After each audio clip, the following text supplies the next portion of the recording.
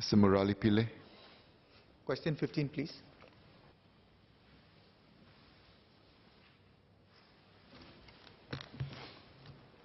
Mr. Speaker, the National Environment Agency will be launching 4 new funeral parlour sites for development over the next 10 years or so. This is to meet the growing demand for after-death facilities and services as our population ages. The demand for workspaces is expected to rise in tandem with the increase in resident death, which is projected to double to around 40,000 by 2040. The sites were carefully studied and identified through an inter-agency planning process. They are distributed across Singapore to provide better accessibility for bereaved families and their visitors. The sites were selected after considering factors such as development plans for the surrounding area, the capacity of the road network to support the anticipated traffic, and accessibility to public transport. The site in the industrial area along Bukit Batok Street 23 will cater to the demand for funeral parlour services in the western part of Singapore. The site is surrounded by industrial developments and is located next to an existing columbrium. NEA will require the proposed funeral parlour operator to put in place measures to minimize impact on the residents and other nearby stakeholders. These measures can include barriers such as plantings and setback from the road to keep funeral activities discreet, and the provision of eco-friendly burners to minimize smoke emissions. Rituals and funeral processions will be confined within the sites as far as possible to minimize disturbance. Relevant agencies have assessed that the road network in this area is able to support the funeral parlour development and will require the operator to provide sufficient parking facilities within the sites. NEA will also work with the other agencies and the operator to reduce the impact of hearses when they move in the area. This can include ensuring accessibility via different routes and avoiding roads within residential areas as far as possible. As a small and densely populated city-state, there will always be competing demands for space to meet Singapore's various development needs. From time to time, we may have to make adjustments to accommodate these developments. Through careful planning and by taking mitigating measures, the government will make the best effort to minimize potential disamenities arising from these developments. Mr. Pillai. Mr. Speaker, sir, I thank the Honourable Minister for his detailed answer to my question. I have a few supplementary questions. First, may I ask whether distance from the housing estate is a factor to be considered in deciding which funeral site should be zoned? And if so, why is it that the Bukit Batok site was chosen, given that the nearest housing estate is about 200 meters away from the proposed funeral site? The second question I have is whether, in relation to the other 3 funeral parlour sites, the housing estates are as close, or are they further? The third question I have is in relation to mitigation measures. I'm glad to hear that, that there are proposals to consider designating hearse routes. May I ask whether hearse routes could be designated even though they are vacant or in operation? Thank you.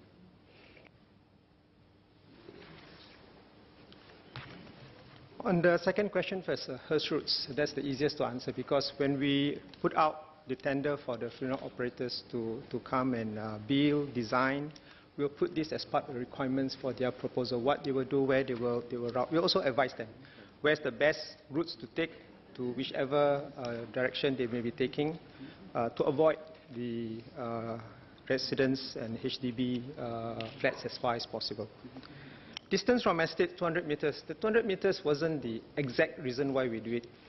For Bukit Batok first, as I mentioned, there's a dearth of facilities in the western region. We look at the map, the nearest one is in Choa Chu Kang. Not so accessible, very far for many people. If you don't have a car, it's quite difficult to get there.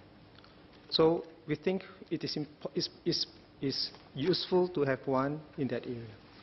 Secondly, also it is already surrounded by industrial buildings, shielded away from the public view.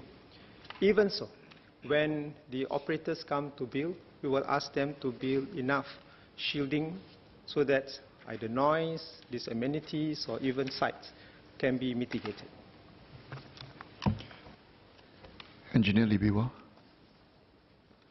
Thank you, sir. I have one supplementary question.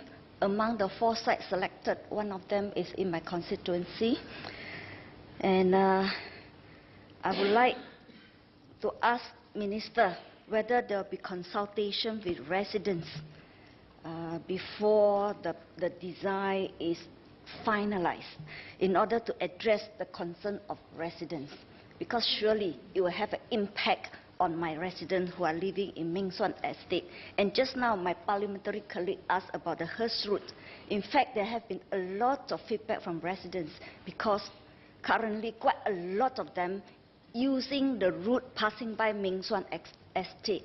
So I think as far as possible, try to reduce using that route, but perhaps can come from another side of the Mandai road.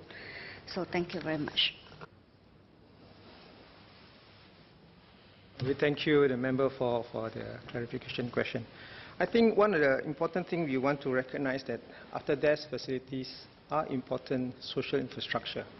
We, as Singaporeans living in HDB estates, are very used to seeing funeral wakes below the void decks, and now perhaps more frequently than before. And this is one of a big-hearted society where we have never minded seeing either funeral or sometimes even weddings right below where we live.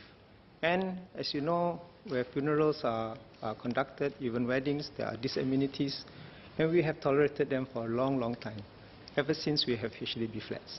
And I think we should keep that sense of accommodation, sense of respect for people who need this in time of bereavement. At the same time, there are also people who want to choose for other options where perhaps they want a more quieter place for their loved ones to bereave the ones that passed on. At the same time, also, we want to make sure that the religious, the cultural practices and preferences are also being met. Now, given all that, and the fact that, like I mentioned just now, the number of resident death is likely to double, we have to prepare now. We have to make sure that we provide for the spaces, give ample notice to everyone who, in a way, are affected by the presence of such social facilities, enough time. We will definitely consult with the advisors as well as the grassroots to help us communicate with the residents, at the same time getting feedback, the kind of concerns they may have, and try as far as possible, humanly possible, to mitigate the disturbances or disamenities that consequently can arise from putting such facilities near them. So for a change, Engineer Libiwa is not actively canvassing for the facility in her area.